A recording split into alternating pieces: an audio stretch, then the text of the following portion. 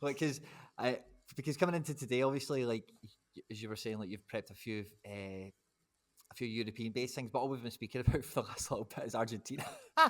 you Hey, know, I've got Argentina in the bank. I'm ready to go, but I don't want to be like Otherwise, it'll just turn into a full-on pump session for Boca Juniors because I am actually genuinely excited. Like I don't talk about players on Twitter that I'm just like, oh, I'm not like trying to just sell players. Like I'll talk about a player if I'm actually genuinely excited about them. I think that's the thing that Sorare cards, like I've always enjoyed with them, is I do feel a right to enjoy in the celebrations of the guy doing well. You know, like if I've Yeah, got a card and like the guy scores a goal or scores a hat trick or something, I feel like I've got the right to go on Twitter and go, yes! Yeah, I mean, no matter what, because no matter who the guy plays for, whether I support that team or not, yeah, whether the guy's listed in 4 days' time, it doesn't matter. He's in my absolutely. team. He's banging in Well, goals. I've actually found it easier to manage. I think when I first started, I spread myself a little bit too thin, and it just meant that each week I'm trying to research lineups for like 40 different teams. I'm like, oh, this is too much. So I've actually recently made a bit more effort to consolidate around certain teams. So I'm quite big on Anderlecht. I've got quite a quick few from Boca. Like there's New York Red Bulls, New England Revolution. And I just like I find then I did it because it was a little bit easier to manage, but then I find myself becoming more and more invested in those teams. I was quite invested in Ulsan in Korea, but then they've gone and sold all their best players. So I don't know how much more I can be invested when they've got rid of Yumbit Garam and Osei Hun. So The Ulsan, they have like really cleared the decks, and I know that a lot of guys love them because like Cassius or Vaco, whatever we're calling him. yeah, So it's why have they sold everyone? What's happened? Is it just that people have come in with bids and have just went, okay, see you later? yeah, it seems to be. I mean, it's quite interesting. Like I was having a chat with a guy called Dan, who is a really big follower of Ulsan. I think he got into So Rare after everyone was badgering him with Ulsan related questions on Twitter.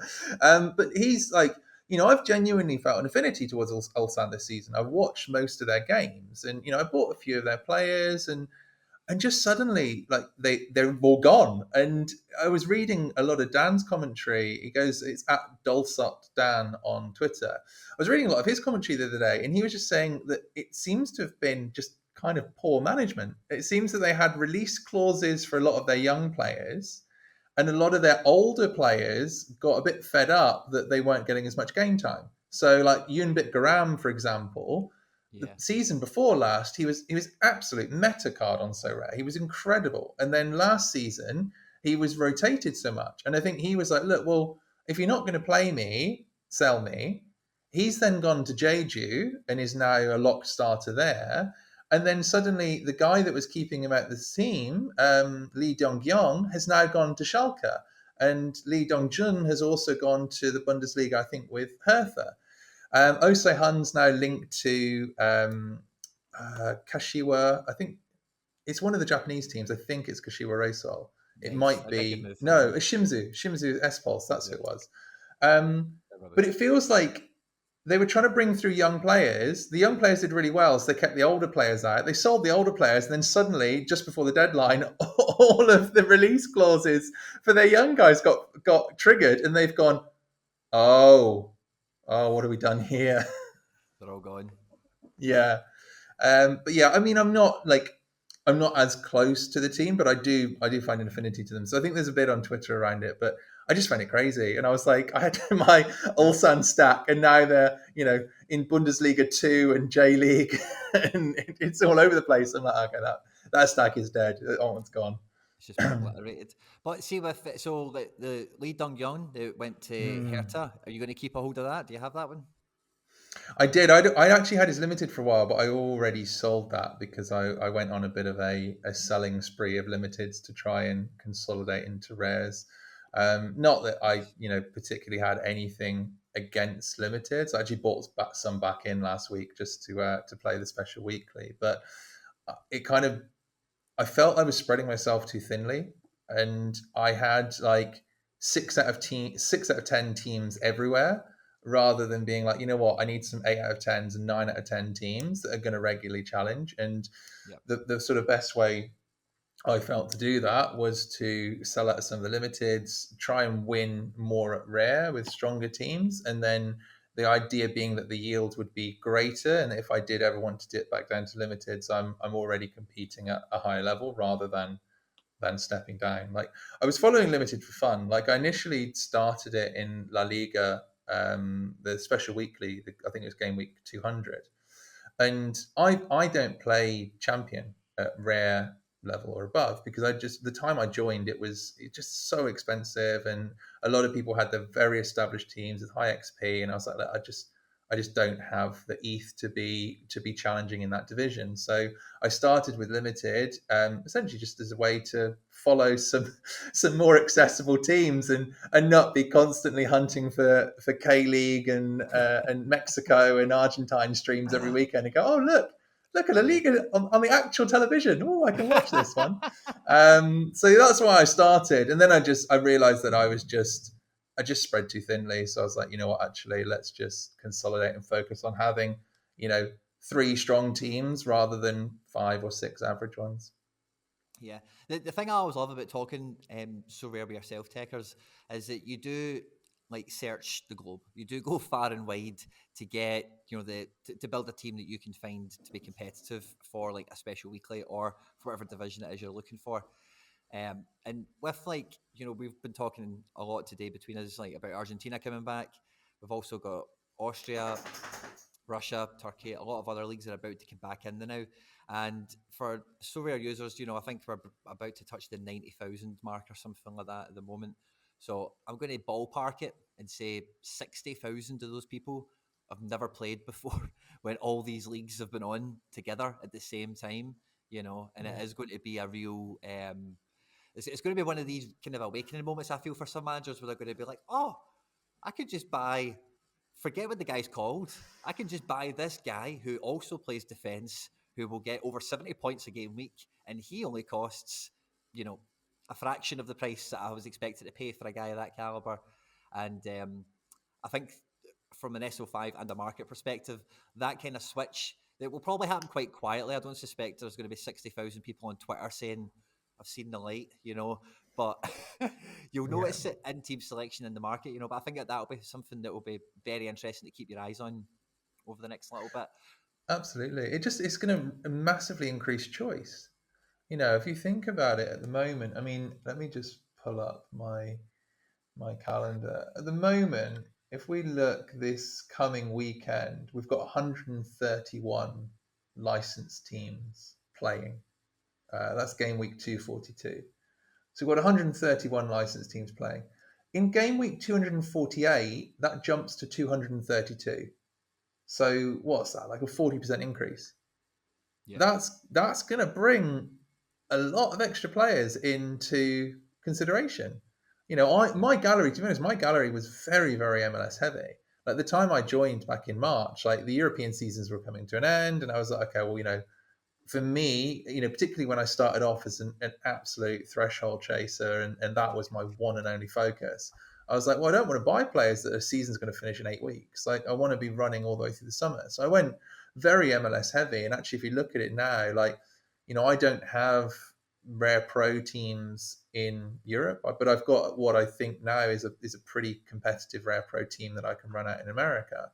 So I've been waiting for that. And honestly, I'm rubbing my hands together with glee because come game week sort of 248, 250 onwards, then suddenly I get about 40% extra, choice in my gallery, and I bring in some frankly some really big hitters that I've just been sitting on and training every week. And I am one of those sad people that do look at my training lineups and do try and really grind out that XP. So I'm looking forward to rolling out Carlos Gil with a 12% come the first New England Revolution game. So the training struggle is real, like it is. I'm Although to be definitely. fair, oh sorry, I was going to No, say I am sometimes Sorare's harshest critic, but the new My Teams feature that actually allows you to see what's in a training lineup, it's small, and I wish we'd had it months ago, but it is a nice improvement, because before I was just going in blindly going, Who did I put in this? Oh, no, not that team. No, not that one. Oh, this one. Yeah. Did I put him in training team 27 or 37? Yeah. To go. But I think it affects everyone and it's pain. Yeah, 100%. So when it comes to Champion America, for me, it was very much a similar experience to yourself, where it was like, I'm not going to be anywhere near like getting the biggest, most expensive cards on the platform, competing against these guys that really know their way around the scoring matrix. They've got cards that work. They know the combinations to play. What I want to try and do is go and find something that's not as expensive, but could be as powerful. And I think with the introduction now as well, what we've had in MLS newly this season, we're going to have Charlotte.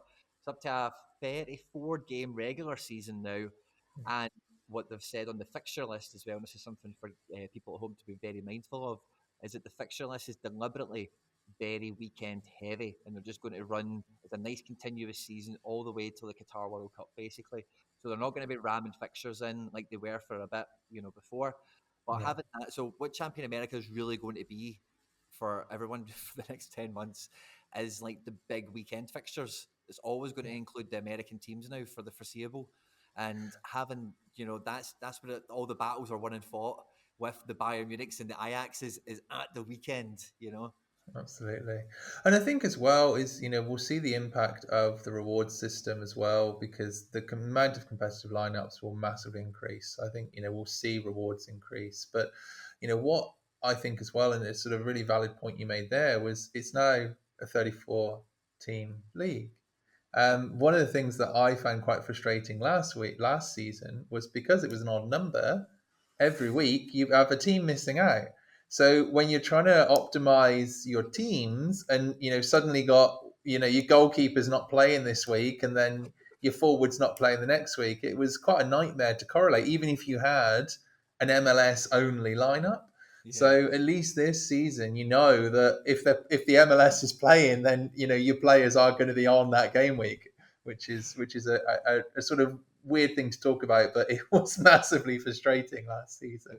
It was such a boic, and like we're going to have a lot of discovery this season in MLS, I think, as well, because like the season before the one that we just finished, because Mm, COVID restrictions and all the rest of it, we had teams playing each other like 5 times, yeah, in the regular season, and it was just brutal. So last season really feels like it was, like a great season for the neutral. It was a real kind of just football kind of, was the winner of last year. There was lots of great teams, lots of good goals, lots of good stories. But I think not many this clean year, sheets. not many clean sheets, not many clean sheets. But I think this year, like a lot of these MLS teams, the way that they're strengthening, the way a lot of the transfers and trades are going in particular, is I think Mm, this year it's going to be down to business. I think every team is going to be set out to win, like almost every weekend, and it's going to be, the battle of the fittest, if that makes sense. the thing was though, like fixture congestion last season was a real problem for a lot of the MLS teams, and also particularly young players, and also young players that were called up to the Copa America. Like there were Yeah, quite a lot of players, like MLS players, that went to Copa America, and they would just look knackered afterwards. Like the example that comes to mind, and only comes to mind because I had him, and I still do, to be honest. But Christian Cassarez of New York Red Bulls, he started the season on absolute fire, and then I think cheat he code, wasn't he? might have had COVID, but he also played at Copa America. And then, come the end of the season, some of the teams just looked gassed. They looked like they were completely run out of steam. So they've been playing like Sunday, Wednesday, Sunday, Wednesday, Sunday, Wednesday for weeks because like everything was so squashed in. So I think it will be really, really interesting, and I think that we won't see as much wild rotation as a result of the tight fixture congestion, and we will be able to understand, okay, well, this is, for example, Charlotte's first 11. Okay, brilliant. Well, I feel comfortable investing in a couple of those players because I think, if they're fit, then they're going to be starting. Whereas I think last season there was, quite a lot of rotation. There's a lot of muscular injuries as well. So hopefully this season there will be, sort of smaller risk of that. But then that also then means that come the weekends, all the big hitters are going to be fit, and global's going to be really interesting. Like I'm really intrigued to see the scores we get because I think it's going to be it's going to be very, very competitive. Really is. Yeah. So like I feel like the MLS like footprint that I got when I first started, and it sounds like you're in a kind of similar position. I feel like I've kind of went back to the well on that quite a few times. I've relied on those cards for a good while. They've worked for me in a lot of different situations, whether it be just trading or the ones I've kept for the longest time.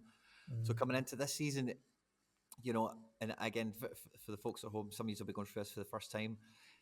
Being patient on a card for the off season, there becomes a point where it does get really difficult because, like, as you know, and I know, the MLS new season cards are not going to come out on match day 1 of the season. You know, it's more likely going to be like match day 8 or something like that, maybe around there, give or take. You know, so the price pressure is going to build on some of these cards that are really take off and hit the season running. And what you've got to remember is, like, it is a, you know, if you set a strategy out to run with it and you catch fire right away, that you will have the opportunity to maybe catch a guy on a big run, you know, because that's just the way these things tend to. Yeah. Well, you saw it a lot last year, because I think last year the cards for MLS felt like they came out quite late. I'd imagine that this season they will be a little bit more timely with their release, but then, you know, it depends on so many factors, and they're obviously working with the teams and working with the MLS Players Association. But, you know, you saw it last year with some players. Like, I remember, like, it was the LAFC forwards, because LAFC started the season really well and then they fell off a cliff. And because they hadn't released the new season cards, the price pressure on players like Diego Rossi and Carlos Vela was insane. And I think that at one point Vela was trading for like over 1 ETH, and then he's just been in free fall ever since. So I do completely agree with you on that point. And, you know, I've been looking a lot at that opening 9 games, and looking at the fixtures. And one of the crazy ones, I know you talked about it briefly earlier, is the MLS fixture scheduling. The MLS fixture scheduling is, yeah, you know, let's be honest, it's not even. Like, you know, it's like the way that they separate their conferences, and you have the intra-conference games. Some teams do have easier fixtures than others. It's not like the Premier League, where you play every other person in the league twice. Like, you can sometimes play a tough team 4 times and an easy team once. Like, the MLS is a little bit weird like that, but, you know, they pride themselves on the competitiveness of the league, and, you know, they do, honestly, I think they have a little fiddle around with the fixtures. But you look at, I'll happily debate someone on this, because I think it's true. But, you know, you look at some of the fixtures this season and last season, is some teams had some ridiculous intra-conference fixtures and some teams didn't. This season, Nashville, their opening run of games is ridiculous. Like, I think 6 of Nashville's first 8 games are away from home. I think that might be stadium related. Maybe. It is. So that one is stadium related. But, you know, if you're looking at Nashville assets, Nashville, who traditionally perform significantly better at home than away, Nashville are, you know, running the season with just basically a big old run of away games, which is going to be really, really tough on them. So I had Hani Mukhtar, and I sold him because I was like, okay, well, he's actually got a fairly brutal run of fixtures. So, you know, I don't necessarily want to hold him through that run, because if he doesn't sustain his decisive every match, then, you know, that price pressure will go the other way for him. So I think it's really, really interesting when you look at it. And I think that, you know, being smart and planning ahead and actually understanding what fixtures your teams come up with, or what have they got up ahead of them, is really important. Because I was reading a while back, I'll have to dig out the data, I'll send it across to you so you can put it in the comments, but there was a study that basically showed that of all the leagues monitored, that MLS displayed the biggest home field advantage, where, you know, essentially they had this high variance of home and away, and most teams in MLS performed significantly better at home. You know, some examples that jump to mind are Nashville and Portland. Like last season, Portland would beat like Seattle 3-0 at home and then lose 5-2 away to Austin in the very next game. And you're like, what's going on? Like, yeah, but honestly, if you look at it and you look at the fixtures, the difference between how an MLS team performs at home and away is quite significant. So that, like, seeing, and I know it's stadium related, and I joke about the fixture scheduling, but I know that one is stadium related. Yeah. But for me, having such a run of away games is not is not good for any team, particularly one that displays really, really high variance in their performance. Yeah. So yeah, it can go both ways, but I think it will create a really interesting pricing dynamic where you will have a short squeeze, particularly on starting goalkeepers. I think there's been a bit of a merry-go-round on goalkeepers this season. You've had Maxime Crepa who's gone to LAFC. I think he'll be very good there. I think they sort of lacked a standout number one. But then we've now got the question of, is it Thomas Hassel that steps up in his place? You've Somebody just got bought a rare Thomas Hassel today. Somebody, not me, for 0.7.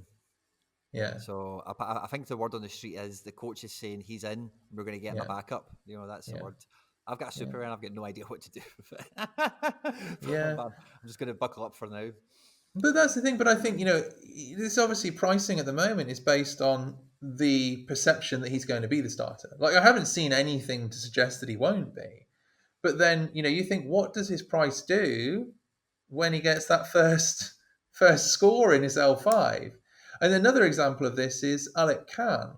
Like, Alec Khan went from being backup at Atlanta, has now gone to Cincinnati. Don't get me wrong, Cincinnati an awful team, but for a goalkeeper, that can sometimes be a good thing because he's going to be busy. Yeah. You look at Brad Stuver last season for Austin. Austin were pretty terrible in defence, but Stuver kept on putting up like 65s without a clean sheet because he was making like 9 saves a game. So I think Khan could be quite similar. Like, he's a decent goalkeeper, and Cincinnati's defence are sort of porous at the best of times, so he's going to face a lot of shots. But he's still trading around 0.2, and I'm like, most starting goalkeepers in MLS are kind of 0.4. I saw, Matty Turner, he was at like 0.6, and then there was rumours of him going to Arsenal, which I think is still happening, but it won't be until summer. So his price dropped to like 0.4, then it rebounded to 0. I think I saw a sale earlier about 0.65.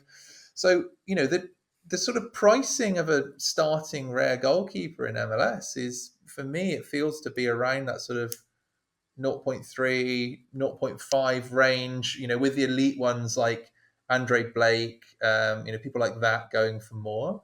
Yeah. But Khan was one that surprised me, and I'm in that sort of similar situation of you, is that I've got my team locked. I always like to stack a goalkeeper and a defender. So, I'm not necessarily going to use Alec Khan, but I bought him a long time ago as cover for the Gold Cup because I had Brooks Lennon, and I was like, oh, well, brilliant. Khan's going to get a run of games. That's a nice little Atlanta defensive stack. I can run that. And I've just sort of held him since because his price fell off a cliff after Gold Cup. So I was like, I'm not going to sell him at a loss. I'll just keep him as a training keeper. Sure. And I'm in that sort of similar predicament of like, do I sell now or do I wait? And I'm just thinking, well, actually, no, I might as well wait. Like, I'm not got anything to lose by holding him, really. Like, and I think he is going to be the starter. So then, I feel that once, I've seen more so than anything recently that the market has been incredibly reactive to an L5 number, and particularly with limited. Like, some of the volatility. I was having a debate on Twitter the other day about Toko Akambi, and someone was like, "Oh, his score was much higher, so his price was much higher a couple of weeks ago." And I was like, "Yeah, that was because it was following him banging 100 against like Malmo in the Europa League." And then he basically, what happened is he followed that up with a couple of 80 scores, and then he dropped back down to like 30s and 40s, and his price almost halved. So, you're seeing a huge volatility in L5 scores. So I think with these goalkeepers that you think are going to be number one, and, again, the day, it comes down to a judgment call. Everyone's going to have their own call on it. But for me, if you think they're going to be a starter, then, and you're thinking of selling them, then hold until they are actually a starter, because, I've seen the market jump based on a goalkeeper becoming a starter. I frankly find it quite insane that people were paying 0.2 ETH for Wouter Bibau, who was the 37-year-old that got thrown in at Beerschot after the manager fell out with Mike Van Hamel. I'm like, Beerschot are going down. Like, you're not, getting a 37-year-old, he's not going to get picked up by another club in a covered league. Like, what are you're willing to spend 0.2 on Wouter Bibau, but you're not going to spend 0.2 on Alec Khan, who's going to be like the locked starter for for an MLS team for like another 34 games this season. So I find it crazy, but it shows how reactive people are to, I want a player to put in my lineup this weekend. Like, that's it. I want to set the team. They're not necessarily looking 2, 3, 4 weeks ahead, which, as we're talking about now, like, it's important to do so because suddenly there's going to be a lot of choice in, even 10 days time, when Austria and Russia, no, actually Austria comes back on first. I think Russia comes back slightly later. Yeah, Russia doesn't come back till 2:48, but St. Petersburg have a couple of Europa League ties before. But, we even look at next weekend, game week 244, we've got Argentina coming back on, we've got Austria coming back on. So even those two leagues are going to increase the choice that everyone has to play.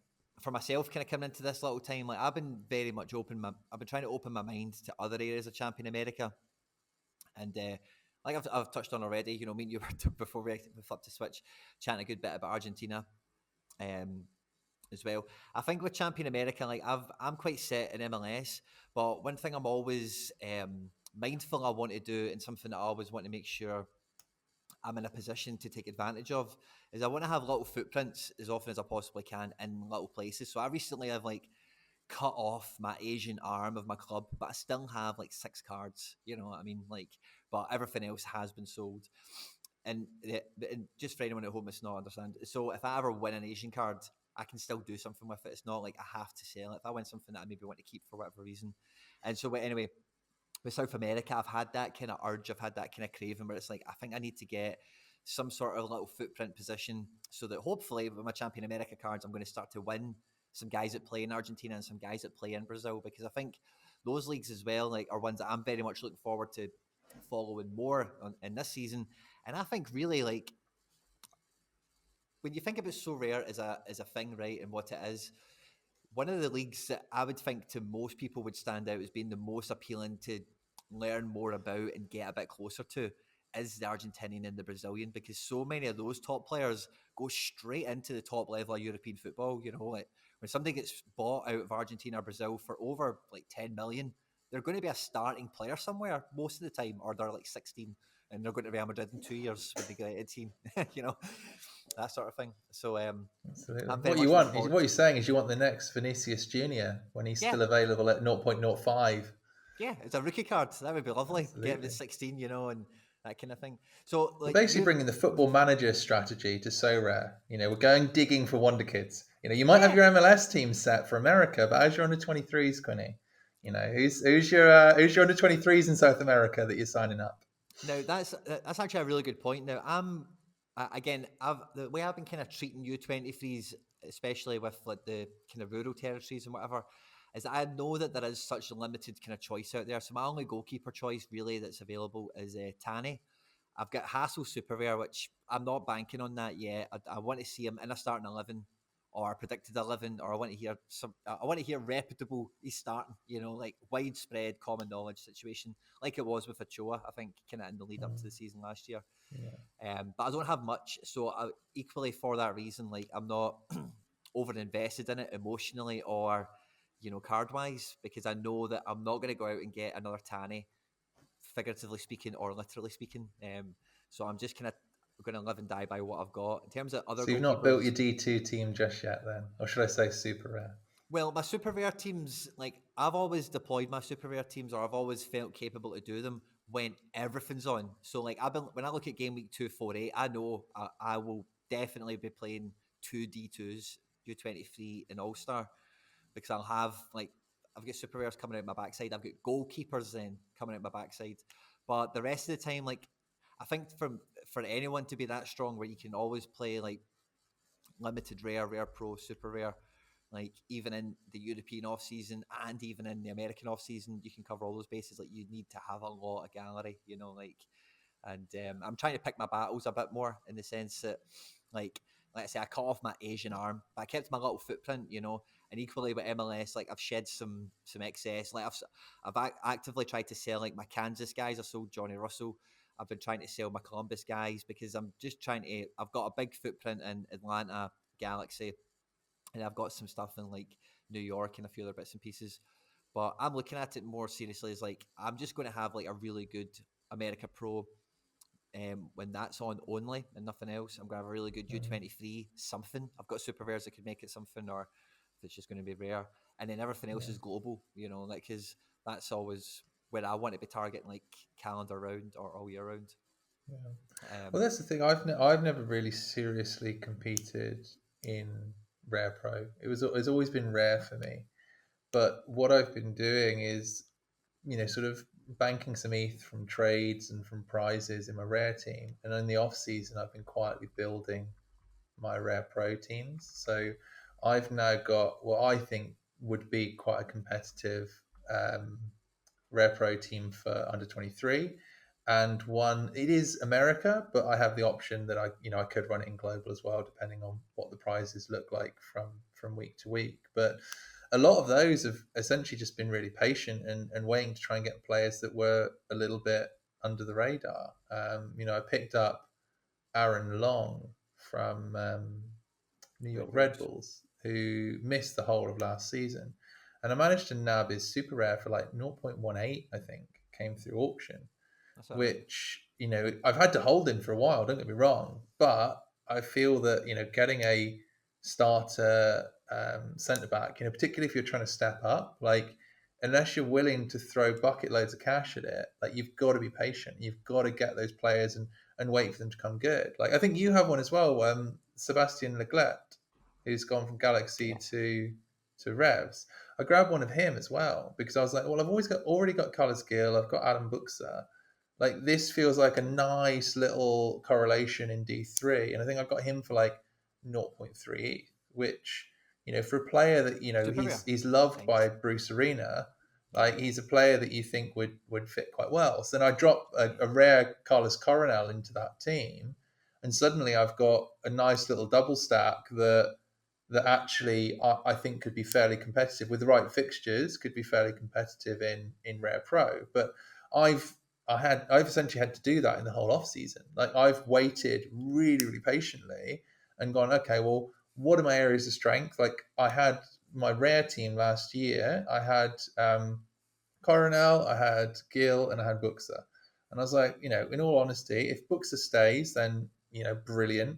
But the strength in that team for me was Coronel and Gil. So I was like, okay, well, it makes sense to put if I can do it, put my strongest pieces in Rare Pro.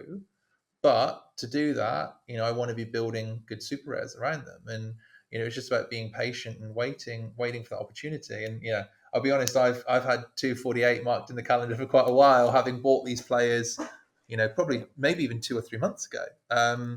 Just looking ahead, because I've not got the ETH balance. Some people might look at my gallery and think, oh, it's got a fairly large gallery, but I've not got the ETH balance to be going in and buying top-notch European super rares that allow me to compete in Challenger this weekend. Like, I just I would cripple all of my other teams just to get like one decent super rare. So I think it's one thing that often the market doesn't show a lot of, but if you can be patient, it can reap huge rewards. Like, I've already had, like, in the last week, I think people have suddenly realized that Aaron Long's not injured anymore and that Leglet has traded to Revs, because I've suddenly been getting, oh, you're right, mate. Yeah, I'll give you the last sale price for it. I'm like, yeah, no, thank you. Like, the sale price I got for it 3 months ago when nobody else is looking. No, I think I'll hold on to that one. Thanks.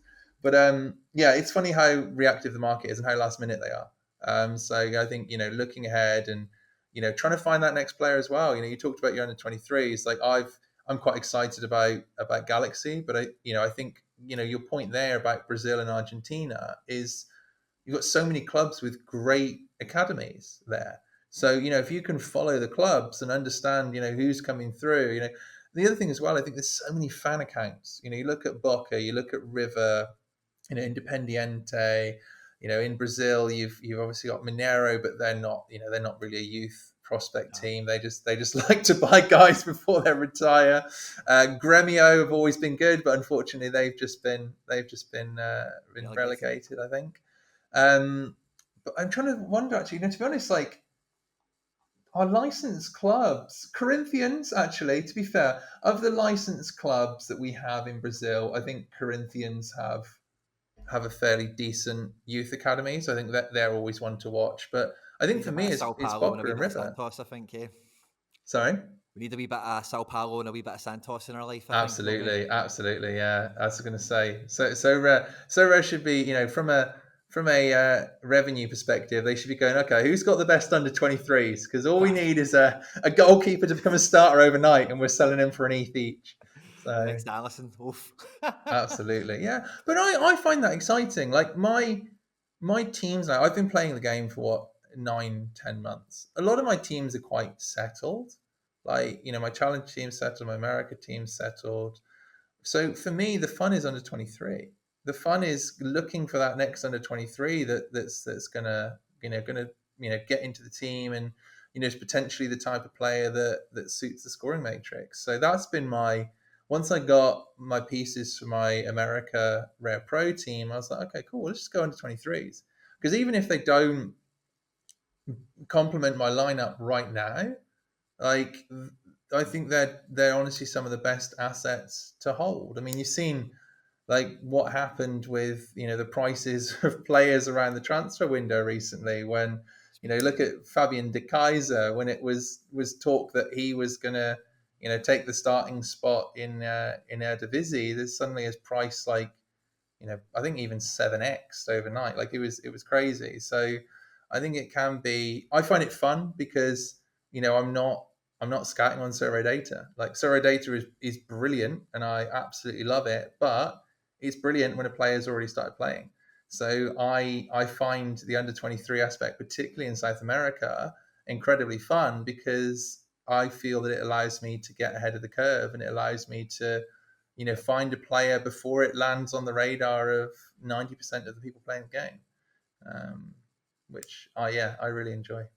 And with the transfer window we've just had, like, and again, I kind of touched on this earlier a little bit, but also coming into this kind of situation now isn't just the North and the South Americans, but also the Russians, and Russia, sorry, and Austria, and I think like the Denmark and the Swiss league and stuff like that are still kind of knocking about in some way, shape, or form. And Mm, with the European with the European teams, it's normally where most people kind of start off with, but like the main kind of take home here in all these different situations, whether it be a European team or whether it be like North or South American, is the best time to buy somebody is always when they're not playing tomorrow and they've not got a great L5. That is like a time tested fact. That is always the best time to be buying these guys. The unfortunate thing is it doesn't help you tomorrow. It's one of these things that's no. going to help you figuratively speaking tomorrow. But if you have been kind of building those little teams away, like me and you, you'll have it marked in the calendar, and it's all about go time. When these guys do come in, because we all aspire and we all like, when we're digging through apps and raiding the market trying to find a bargain, we all have the ability to spot out a good winning team that we can buy and build and put together. But when they're in action, they're 20, 15 games into a season and they're hot on form and they're singing, everything's happening, then they're going to be super expensive. It's an obvious fact, of course, but it Mm, you need to really sober yourself up to the fact that not playing every game week isn't you missing out on anything. Like you've got to yeah. realize it's more like you're only engaging with, or you're only playing what you can play. It's not that, oh, if I don't get a team out this week, I'm never, oh, that's that 0.02 ETH gone, or that's that prize week gone, or that's that special weekly gone, I'm never going to get it back. I think Mm, there's that kind of vibe that people can get, especially when they're new, but with the game weeks, and by kind of spreading yourself across these different places, like me and you know this, and most people that listen to this will probably know this as well, but you can lose a lot of time digging around stats and trying to find that next goalkeeper and a defender that mm, doesn't cost quite as much, and doing that stuff, kind of wasting your time that way, can like stop you from this kind of looking at the market every 2 minutes and, oh, I need a goalkeeper that's playing tomorrow, and refreshing and DM with people mm, and getting frustrated and getting angry, and then like, oh, I never got him in time, or, oh, I had to overspend, and then, oh, the game week didn't go the way I wanted to anyway, and then, yeah. you can kind of cycle Yeah. yourself out in that respect. I I try to avoid buying players just for one game week now, I've and never I done it. do get into that mentality of what, if I can't play a team this week, I just don't play it. Like I move on and focus on areas of strength. I think at Yeah, the start of the season, I like to think that I'm sort of continuously learning on So Rare. And at the start of the season, I was like, same. I want Benfica players because they're going to be playing every week. And then it ended up that I had basically a combination of Benfica and Anderlecht, and then Anderlecht got knocked out of the Conference League, and then suddenly I only had half a team, and I was like, oh, but I tried to focus on playing every game week, and in the end, I ended up playing none of them very well. So I was like, you know what, just the prizes are better at the weekend anyway. Like some of the stuff that's come out midweek recently, I'm like, is that in the right tier? But I'm at that point now where I'm like, you know what, focus when I'm strong rather than rushing around trying to fill a team with 20 minutes to deadline and just ending up getting a player that doesn't really offer you utility beyond that 1 week. I know it's easier to say because we have more mature galleries, but for myself, I remember when I started off, my focus was hitting threshold as frequently as possible, but doing it in a cost-effective way. So I was like, my risk is if I have to pay zero point 0.1 ETH to buy a player that helps get me 0.02, but then I'm not going to really use that zero point 0.1 ETH player again, was it really worth chasing the 0.02? So I tried to be a lot more patient now.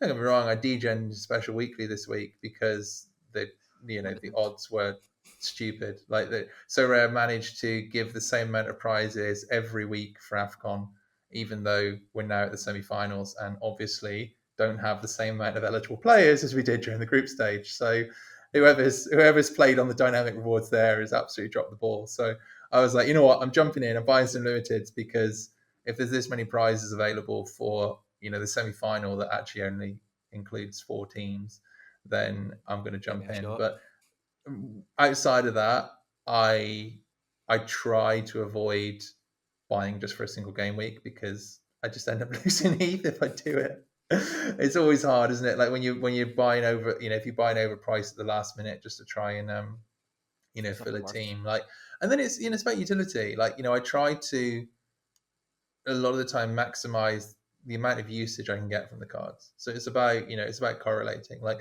I'm quite heavy on Belgium, which has been great because there's been a few Belgium only game weeks recently, which has been great for me because I've been able to run 5 starters in Challenger and under 23, which has been absolutely wonderful. And I've had a decent run of card winnings because there was a really high correlation within the cards that I'd owned. If I'd had 2 or 3, I don't necessarily think it would have been wise to jump in and pay for 2 more because the prices really did spiral in the days before, the only week with Turkey playing or the only week with Belgium playing. But I think if you're building, and it goes back to our point earlier around MLS, every team plays every week now, which is great. So then it's like, if you're building an MLS team or you're building a Champion America team and it's all MLS, then you know that when MLS is playing, you can run a team.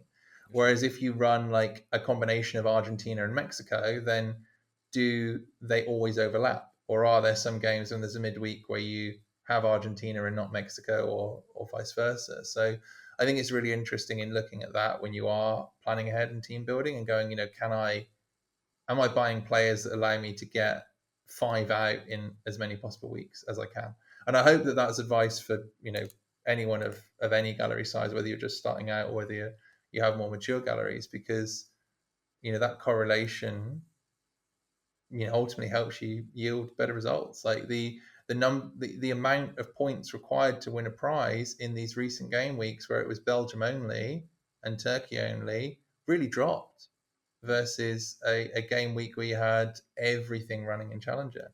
So, because I'd focused on knowing Belgium and knowing Belgium well, it meant that I'm helping avoid DMPs on a week-to-week basis because I'm quite closely following a smaller number of teams. But then it also meant that there will be the quirks in the fixture calendar whereby only Belgium are playing, or only one league's playing, and then that's the weeks where you can really maximize those yields, which is probably going to be better than chasing every game week and then never doing any game week well and just saying, you know what, let's look ahead. And I know I can be strong in 248, so let's not throw my ETH chasing something in this week, but actually make sure that my team is strong for that week. And that's what I did recently is I bought Ito because I was looking at the fixtures that were coming up for Ito, for Genk, and also for Japan.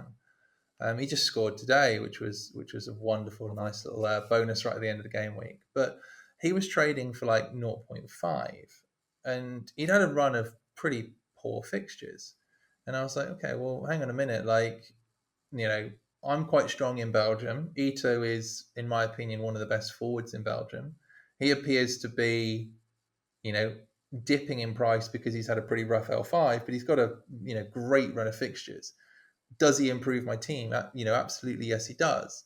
And because I'd sort of been building and planning for the future, I was in the position to go and grab him, and I went and got him before he went on a absolute mad run of smacking a couple of hundreds. So, he that was for me a sort of benefit of not being so reactive and not playing the week immediately in front of you and looking a little bit further ahead. Is that I'd always thought Ito was a great player, but I never quite had the ETH to get him.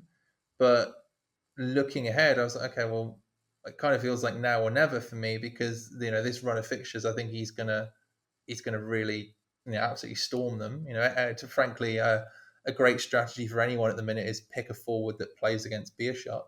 And the week before I bought him, he was playing Beershot, and I was like, oh, I've got to get him now. He's as he can't not score against Beershot, and he smacked 100, and his price went wild from there. But I think it just shows how reactive the market is. I know we mentioned it earlier, but the market really, really does spike at the moment based on an L5. And I appreciate that we've had an ETH value drop in amongst this. So, I always flip between ETH and fiat when I'm looking at a player, because sometimes you can look at a player and think, whoa, he's really risen. And then you flip it back into fiat and you're like, oh, actually, no, it's not. It's just fallen through the floor. Like, he's still selling at $600. One of the examples of that was, I was looking earlier before this when you sort of talked about teams coming back online, and Dynamo Moscow are one team that looked to have a cracking set of fixtures after the Russian winter break. Zenit have as well, but Zenit are always going to be expensive. Everyone knows about Zenit. They are on their day. They can challenge a good IX stack. The thing about Zenit, Russia that I remember from last year is that even though this winter break is quite chunky, they do run like all the way to the end of May. Not every league, especially in Challenger, runs that long because they don't have the same size of winter break. So the Russians can give you a little bit of a tail of the calendar. Kind of advantage in some cases, which absolutely. is definitely not to be undervalued. Yeah, well, if you look at it now, so as of today, most of the Belgian teams have 9 games remaining this season. The teams that qualify for the playoffs will get a couple more. But, if you're looking at the moment and you're going, oh, you know what, I'm interested in buying a standard Liège player, Liège on current form probably don't make the playoffs. So they got 9 games left. Whereas every Russian club has 12. So if you're thinking about Challenger, you're going, okay, well, actually, hang on a minute. I get 3 more extra games out of them this season, which, in the right team can be very, very important. I think they always tend to be a little bit undervalued because people want to play every game week and they don't like having that break.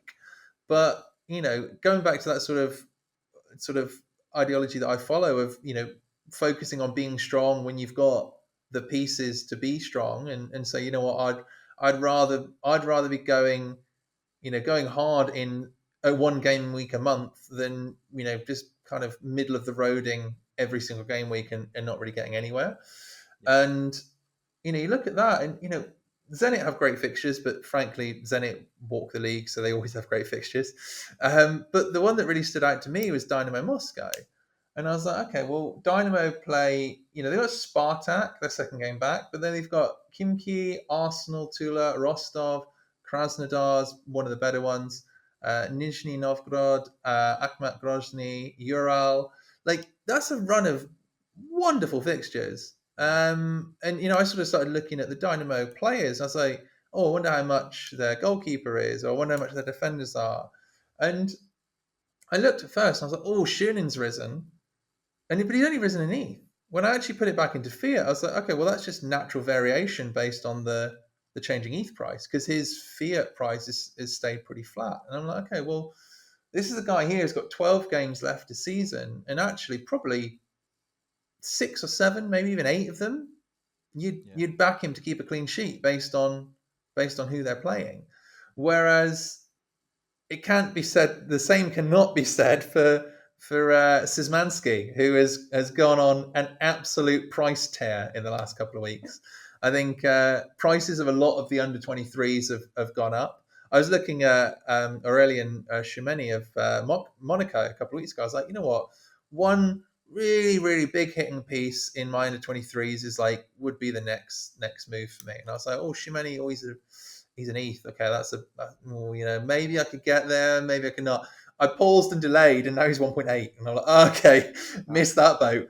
And I think because some of the elite pieces like that have risen, it's brought up a lot of others with them. So, Szymanski's up to like 0.8 ETH now.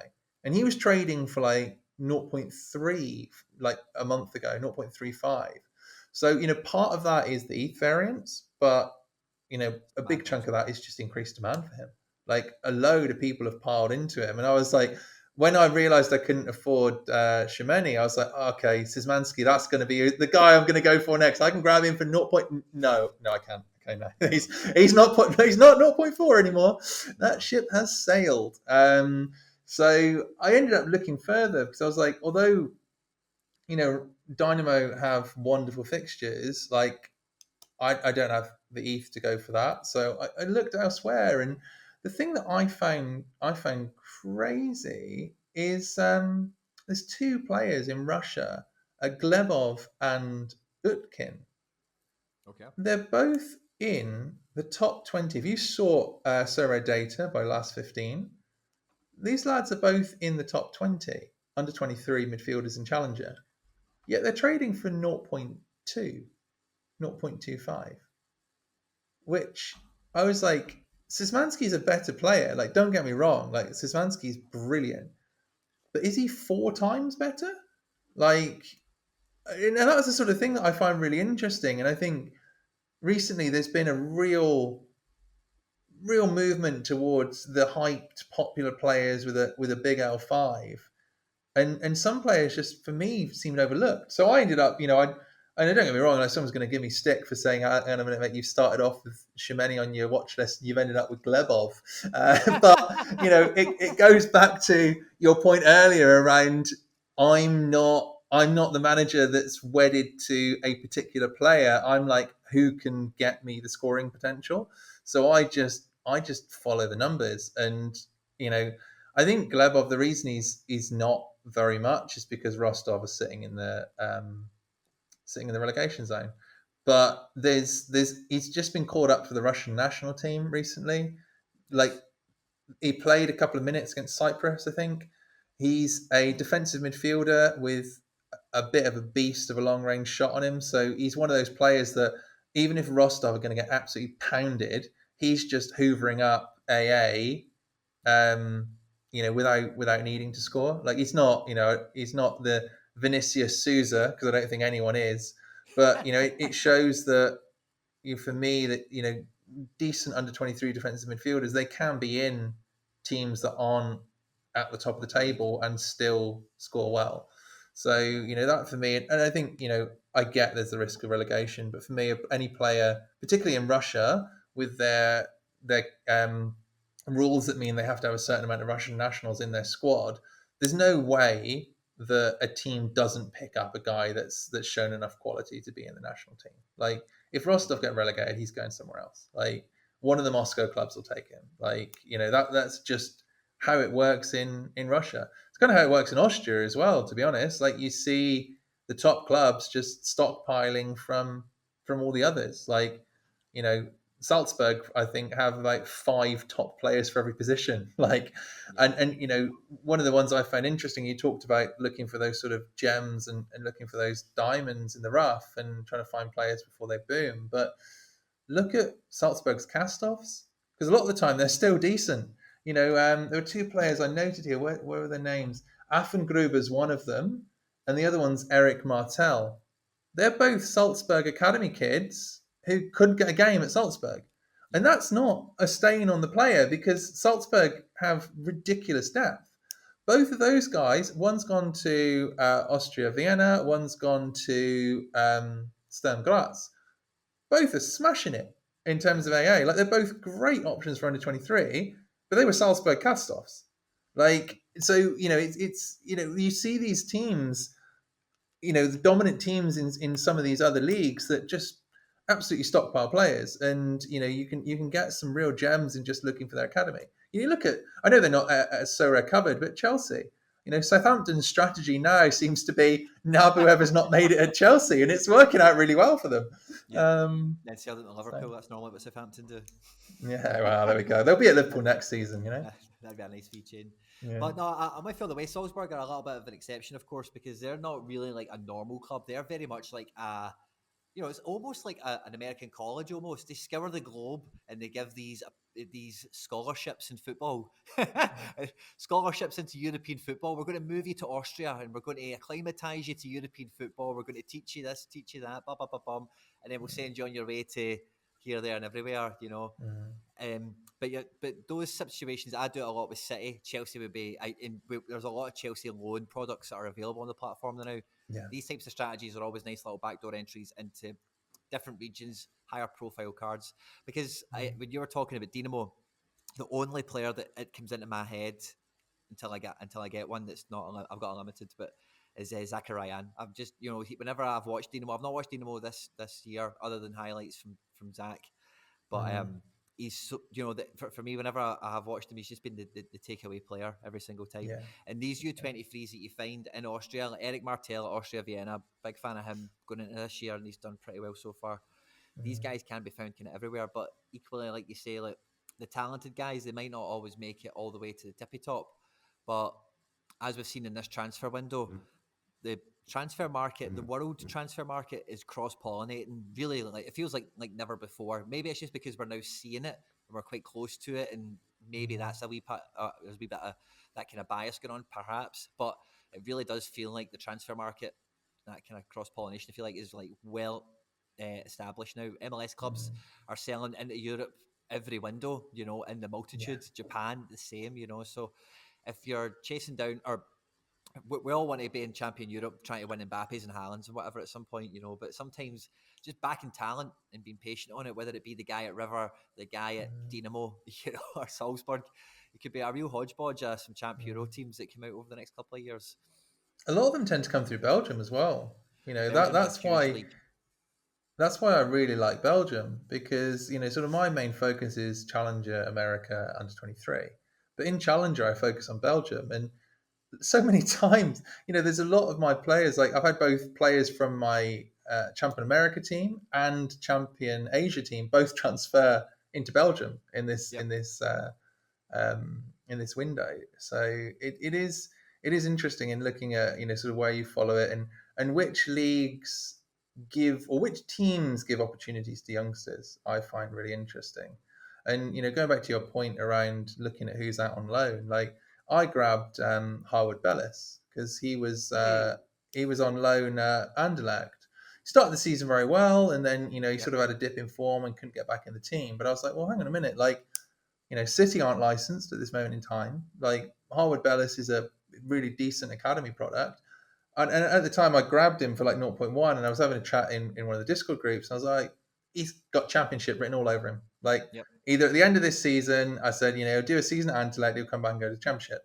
Turned out it happened 6 months earlier, but now he's landed in at Stoke, and he's not going to be minted anymore. So suddenly he's a really nice and quite exciting under 23 differential for me. So keeping a track of who's going where, and which teams have good academies and which teams have maybe got a logjam, because you look at some clubs and you think, oh, hang on a minute, like even if he's one of the world's best, if you were an under 23 forward in Bayern Munich, like you're not gonna knock Lewandowski out this season, are you? Like you're gonna have to go out on loan. You're gonna have to bide your time. Like it's not to say that player's not very good. It's just the competition at that club is just intense, and they just need a few more years. They need more confidence. They need to go out and they need to play.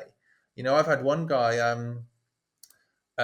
Yusuf Baji, and I'll be honest, I Hey, signed him. You got the another one of super mine. rare. Did you go over super rare yesterday, or I've got as one of 100. have you? Ah, there we go. He had one good Absolute. pre-season, and I was like, Yeah, this guy's the next one. And I followed him, and then he came yeah, in a new faces auction, and he hadn't really get into yeah, the season. I'm like, oh, brilliant! I'll be really clever getting this. This will be brilliant. And yeah, then he's just fucking done yeah. nothing. Buying Well, on so pre-season form.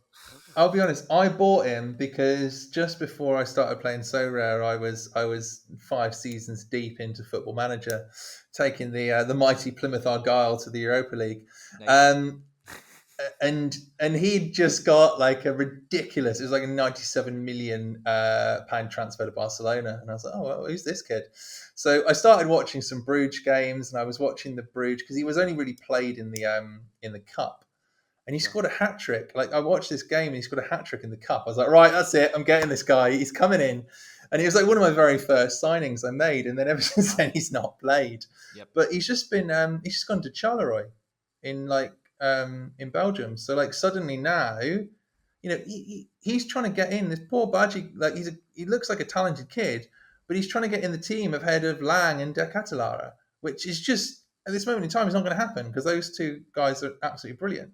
So he was a bit stuck behind the depth of quality that Bruges had, but Charleroi have sold Shamar Nicholson to Spartak. Suddenly they need a striker, and it's for a lot of the young players. It's all about getting them game time and helping to build their confidence. So, again, that was one that I've had to be patient for because I bought him 8 months ago and he's not done anything for me. And I appreciate that we are in a luxurious position whereby we can do that and still, run a team. I still think for anyone that's playing, that's starting out, it's utility is king. Like get players that you can play in lineups because they can win you rewards. But if you start evolving and moving to that next level, I had a choice of, do I spend a ton of ETH and try and get a champion Europe team, which even a ton of ETH in Champion Europe might still not have got me anywhere near the prizes because the competitive teams really are a ton of ETH. So I was like, you know what? For me, I'd rather go the under 23 route. I'd rather try and build strength in the under 23 and then build depth. I think I was counting the other day. I've got like 18 under 23 defenders now because I Wow. just look at players that I think fit the scoring matrix based on their style of play, and I'm like, okay, well, if they get game time, then they're going to be crackers. Well, one So that caught me yeah, off that's guard in the that's. same way is Milton Valenzuela. So I kind of picked him up as a U23 super rare at Mm, Columbus. And he never really played last year. It really let me down. 'Cause I had him, I was like, yeah, he'll play. Just won MLS Cup the year before, starting left back, all the yeah. rest of it. But he's just transferred into Switzerland, Yeah, he's into gone to Lugano, the same as Lugano. the Aliciada from Chicago, hasn't he? Oh, is that the team Aliseda went to? I didn't know that. Same Oh, one. Yeah, yeah, brilliant. yeah. Oh, Nice little MLS stack over in Challenger Europe now. I was a big fan of Aliseda. I ended up watching like 3 Chicago games early on last season, and that's why I got the Gutierrez super rare. Mm. But Aliseda, I was also quite excited about, but he was really hot and cold. His prices ballooned. I think you and I must have watched the same 3 games that Chicago were actually decent last season. Because I bought the Lucas Stevanovic super rare, thinking, "Hang on a minute, this They guy's look good. this guy's got something about him," and then Yeah, I didn't yeah. see him for the rest of the season. I was like, "What's going on in this car crash of a club?" He scored an absolute hammer blow of a goal, Oh, he and did, and and that was again, the game that I bought him and it, out. yeah, he like came off the bench and it's like number 7 or number 10. He's got a significant number. Comes off the bench and boom, just hit one. And yeah, I remember that as well. So I who think knows he what was will their happen top then? scorer for a while. Was he? Like for most of the season, he was their top goal scorer, and then they were like, "Yeah, we're not going to play him anymore." And I was like, "Right, okay, thanks, We guys." don't need him anymore. Um, so yeah, I don't think anyone's. I don't think you can really judge anyone based on Chicago's season last year because they were absolutely awful. The kind of last point I'll kind of bring up on this, Tekkers, is something that you mentioned when we were going earlier. One thing that I think we share in common, and a strategy that I think is definitely should be entertained a bit more than perhaps what it is. But is that kind of double stack in terms of like you find a defense you like, you find an attack you like, that kind of situation. You can maybe have a midfield bridge of the attacking midfielder from one team or whatever kind of thing. And when when preparing for this and discussing this today with you, like we've been talking about like every league in lots of different situations, but when you come across these things, like, you know, you you'll be able to speak to this no end, I'm sure. You're never going to find a team that has absolute tip, or you will on very rare occasions, but it's not going to be a secret if you find this team No. that are totally stacked up front. They've got a Yeah. absolute set of studs in midfield, and then the Yeah. defense keep clean sheets and get assists and goals every game. Yeah. And the goalkeeper doesn't just get a clean sheet, but he makes 12, 40 passes into the final third a game as well. Those teams I just don't find this exist. team in the Eredivisie. I don't know if you've heard of them, man. Ajax. They're really good, but nobody knows about them yet. Ajax, is that what you call them? Ajax? Yeah, Ajax. Yeah, Ajax. So yeah. No, that's the thing. Like, there are a couple clubs out there, but it is basically Ajax and Bayern Munich, and you don't need to spend long looking at Sorare data to see that you might not be able to afford a full stack from those clubs. Of course. But when it comes into like competing in like Champion America or Champion Europe, what you're always trying to do is basically, of course, that's the kind of base model of what we all want is like, guys that will hit over 70 pluses when one team wins. But what you can find quite easily, like you've spoke about with Dynamo Moscow, I can, based on the stuff you were talking about earlier, I would quite comfortably say, like the key players at Dynamo Moscow are very clearly going to have a good initial 6-7 games out that 12, based on the run that they've got. That's Foreman potentially. I know he's maybe not U23 now. Szymanski, Zakarayan, etc. Yeah. Maybe their defense doesn't do good. Maybe they concede some goals as well, but they're going to score 2+ a match. Right? Okay, so where can I go get a defense from? And then that's how you kind of go about building the team in terms of like having one that will kind of cover your European calendar, and then on the flip side, we were talking about like America and Argentina and that kind of thing. Maybe you find an attack in America and you find some sort of because the Argentinian league, River Plate aside, is not a rambunctious division. It's very covered in yellow cards and 1-0s and 0-0s and all that kind of thing. The Argentinian league isn't high pace, high octane like you would maybe expect. So it's about trying to marry those kind of different worlds together. How do you kind of take that approach? Absolutely. Like it is 100% my approach. Like I consider every team, every SL5 lineup, I essentially consider them to be 2 units. Yep. So I'm building for 2 units. Like I can't afford an Ajax stack. I can't afford a Bayern Munich stack. Probably could, but I'd be selling my entire gallery for one SL5 team, which just doesn't make sense to me. Crazy. So, I am all about looking for the opportunities in pairing players from a team that have a good attack with players from teams that have a decent defense. And every team, you'll see this. Like if you look through my gallery, you'll see how I sort of start building around certain clubs. But for me, Genk was a wonderful example of this because they're awesome in attack. Now they've actually refound their form. They had a bit of a shaky spot. They're awesome in attack, but they don't really keep many clean sheets. Yeah, Van der Voort tell us all about that. Yeah, I know. I do own a Van der Voort, but it doesn't really matter in under 23. You just need someone that plays. Like, so few goalkeepers in under 23 keep clean sheets. I mean, the most expensive under 23 goalkeeper isn't even a lock starter. So, under 23s, it's like its own rules. But, if you're looking at, Champion, Challenger, America, for me, it's all about trying to pair them. So recently I've had a lot of success by running an Anderlecht defensive core with a Genk attacking because, don't get me wrong, Anderlecht frustrate me like you won't believe, letting in, the odd long range goal and killing a clean sheet, which they seem to have done quite a lot this season. Yeah, absolutely love it. Honestly, it's always from outside the box. Like I'm like, someone close him down. Josh Cullen, what are you doing? Shut it down. But they defensively they're a solid team. Like they keep on giving away stupid goals, but over time, they do tend to regress to the mean. And it happened recently. It's like I held the face of them, and then they went on a run of like 3 clean sheets, and boom, I was there. Like that were the weeks that I did well. So for me, it doesn't make sense to run a full Anderlecht stack because although they're decent in attack, they do tend to rotate a lot. So I looked at where are they strong. They're strong in defense, brilliant. The XG tends to be good, although they do tend to let in the odd one that you're like, oh guys, come on. Most teams do. So I'd rather look at the XG data and say, okay, well, they are a strong unit, but they're not performing to their best at the moment. Kind of the way that I bought Ito. Yep. It's like he's a decent player, but he's just in a bad patch of form. Bang, that's the time that I want to buy him. But I always build these components. So like New England Revolution, for example, like that's my core component of my attack. And they're actually, to be honest, I could compare New England to Genk.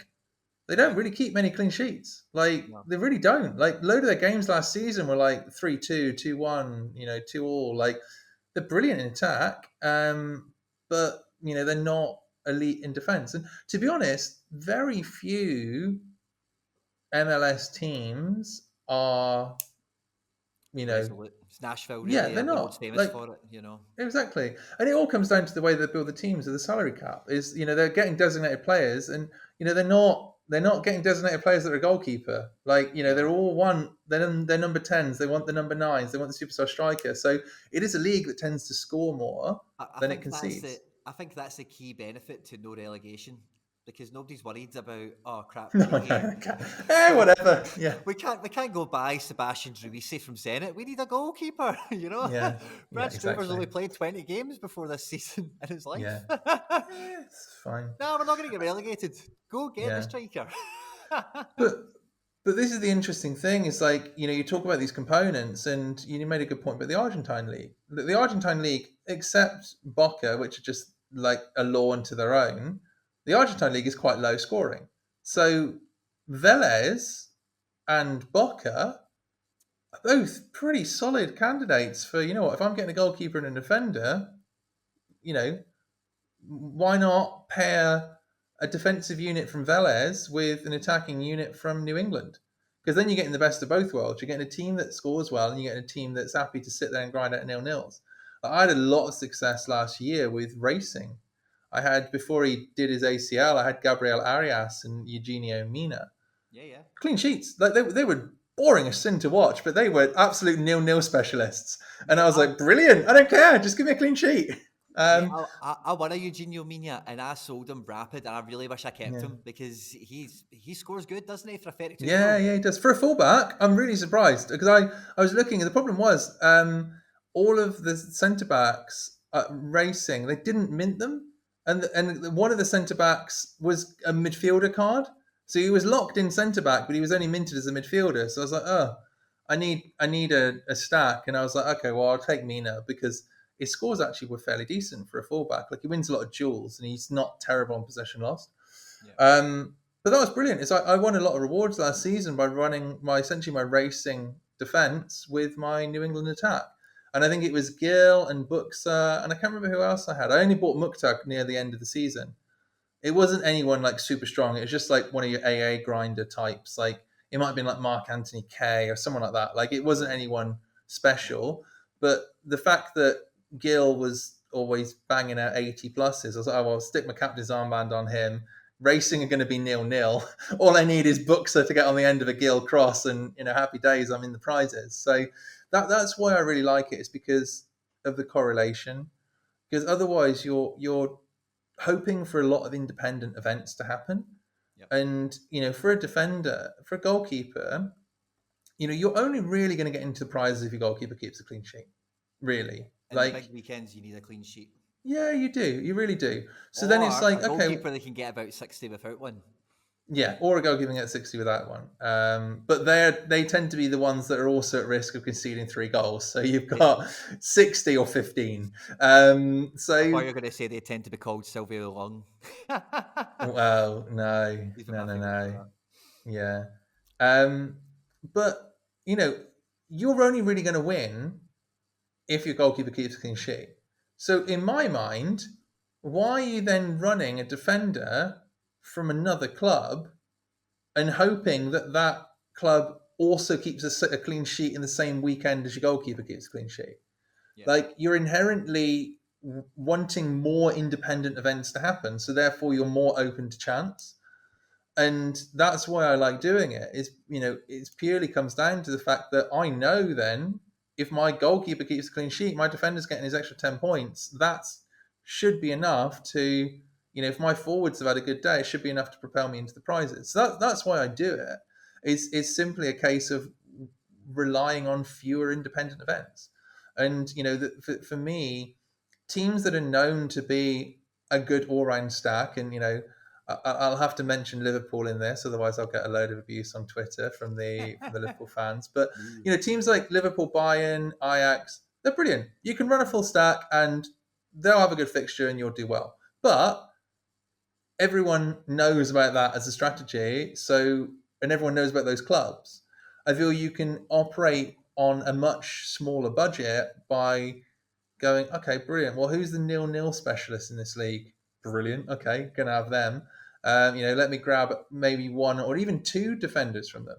A 2-defender goalkeeper stack. If you've got a solid enough captain in midfield or forward, then that can be an effective way of doing it as well, because you're correlating your scores. One of the things that I love about Sorare data is the ability to see the correlation between players. So, when I'm looking, that's what it becomes important when looking at these forwards. A defender, basically, pick a team that you believe in. Pick a goalkeeper from that team. Get the centre back from it. The centre backs on average are more consistent scorers. Fullbacks are explosive, but the interesting thing with a fullback is when definitely need favourable fixtures. They do, but the problem is with fullbacks, when they tend to play weaker opposition, they sometimes have a worse score because they lose possession more often. Yeah. So it doesn't necessarily correlate well, because your goalkeeper might keep a clean sheet, but your fullback's gone, oh, well, these guys aren't a threat. Go on, mate, get forward. And he's just been pinging crosses into the box all game, and he's just gone and lost you 27 points. Kyle Duncan. Kyle Duncan, did you see this last weekend? He managed to get minus 36 from possession lost. It was horrific. He ended up with a 0. I think Ostend conceded 1 goal and he ended up with 0. I was like, oh, damn it. But that's why I like going for the centre back, because the centre backs they've got a higher floor. So you're then, I'm trying to raise the floor with the goalkeeper and the defender, maybe 2 defenders. And the variance comes from the forwards. It's you want a forward that's, going to get you a goal, but also has got something about them. The reason that I loved Ito so much is because he's capable of getting a 20-point AA return. So, if he's getting a goal, there's a big difference between your forward getting a goal and bagging 80 and your forward getting a goal and bagging 63. So that's the sort of way you start looking at it. And the defense is for the floor, and for me, then it's looking at that separate team that's got enough about them in attack that allows you to sort of really, really push further into the prizes. But literally every one of my teams, apart from under 23, which is just a wild card, every one of my other teams is built in this exact same way. I've got Santos stack, albeit their defense has not started off well this season, even though they should have been much better. But yeah, all of them are composed in that way. It's 2 or 3 from the defensive team and 2 or 3 from the attacking team, and just cluster them together like that. Of course, because again, it's fantasy football, and on paper, I think anyone would be able to tell you that on day one is oh, well, if you were to pick any team, build a Frankenstein, what would you do? Oh, I'd pick the defense from this team, and I'd pick a midfield from that team, and that's the way we would go about it. But unfortunately, there's so many strategies available. There's so many different things people do want to get their hands on and experience, and exploiting the market potentially or whatever. That sometimes losing sight of just the fact that do you know what, if you need a striker that's going to do around 50 AA without a decisive, then it doesn't need to be playing in La Liga, doesn't need to be in the Bundesliga. It could be in Denmark, Yeah. And if you we were kind of for lack of a better term, kind of putting down buying for 1 fixture, but if you're going to buy for 4 or 5 fixtures, these kind of situations can be married up pretty well, pretty easily, with a good fixture run. I was speaking about Marseille recently on some content, when you see a defence that's going to work, you kind of backing it. And those kind of hybrid teams of buying a solid defence and mixing it with an attack that's capable is definitely a great strategy to help get you familiar with a new setting as well. Because you're talking earlier about like finding links and watching games and all the rest of it, and you will do it as you play Sorare. But if you're trying to splice together like, oh, I'll watch Argentinos Juniors because I've got one player, then I'll watch Banfield because I've got one player, then I'll watch Vélez because I've got one player, you'll be burned out and you won't. It's not going to be much fun anymore, whereas it's like Vélez, keep the clean sheet, I've got the keeper, I've got the centre back, then after that, boom, we're on to Boca. Come on, Boca, get into them. We want 3, we want 4, so it can make your experience just a lot more enjoyable. And I've benefited, a lot of the stacks I've got are like happy accidents, so I like kind of just looking for players, and if I like them I get them. And then if it just so happens that I end up with guys that play in the same team or can correlate and bang together, then those are the ones I always like. When I notice I've done that, I'll back them even more, because I'm like, well, I'll pick these guys on merit individually, and if there is like that, oh well, they both play in the same team, or they both get the same national team, or same league, same fixtures, whatever the correlation specifically is, then I will kind of lean into that, because I say individual merit for like the team's good at defending, the good team's good at attacking is priceless. So the question is, are you going to be leaning into Costa? No, he's coming to Galaxy. So Douglas Costa coming into Galaxy is a tough one for me, right? Because Legit's moved on, but I've got like virtually every other piece at Galaxy, and I watched a lot of Galaxy last year, and I think Douglas Costa goes straight into the team, no two ways about it. I don't really know how the midfield's going to go. I think it might be Raveloson. I can't say his name. I think it's going to be him next to somebody. I don't know who. Jonah Dos Santos. As long as you say Efrain Alvarez, I'll be happy with you. Well, so Raveloson, he's not got a card, right? But he's a really good box-to-box midfielder. He's not really a 6 as such. I want Efra to play. I think he does play most of the season. But with there being no Legit and no Jonah Dos Santos, I don't know who sits next to him. Then in the wide areas, I think Grandsir plays on the right, and then I think it's going to be a rotation of Cabral and Douglas Silva on the left. And then up top, I think it's going to be a rotation of Chicharito and Joveljic. But I think there will be chances where we see a 4-4-2 and Joveljic and Chicharito will play together. But in that situation, again, I'm missing a midfielder. I don't know who they're going to bring in as like an 8, because they've lost Legit and Dos Santos. I don't think Efra's got that kind of role in him, but I think they definitely will. I think he definitely plays more than last season, and I think he's going to be. I think he's going to be good in SO5 to kind of answer your.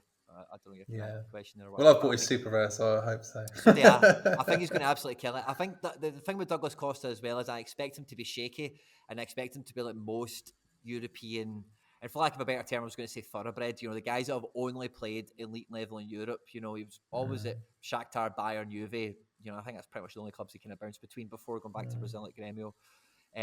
These guys don't like to play everywhere. They don't like to play every game. They don't like to play in some surfaces. They don't like to play in some climates and conditions. So as much as I expect him to be on the strongest 11, especially when they're at home, in other situations, I don't think he's going to be as powerful as you might expect. Tekkers, it's been an absolute pleasure. Thanks a lot for joining us, my man. Thank you very much. Thanks for having me. I've enjoyed it. I know I've got to get scouting in Argentina now. I've done a lot of it recently, but you've got me excited again. I feel like I need to be finding that next, top potential wonder kid before everyone else dives in and finds them. The next Raquelme regen.